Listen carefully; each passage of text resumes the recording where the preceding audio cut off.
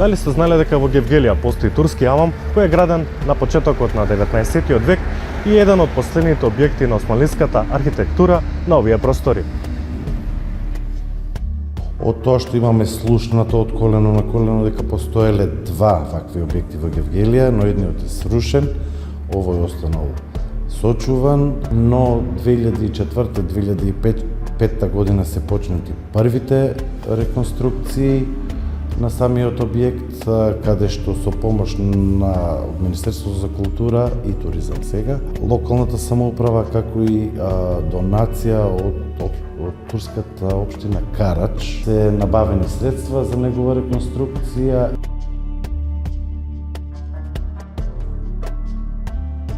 Со отварање на првата годишна изложба на ДЛУК, на Друштвото на ликовни уметници на Гевгелија, во 2014 година прв пат се отвори како уметничка галерија. Значи самиот објект доби преадаптација во уметничка галерија.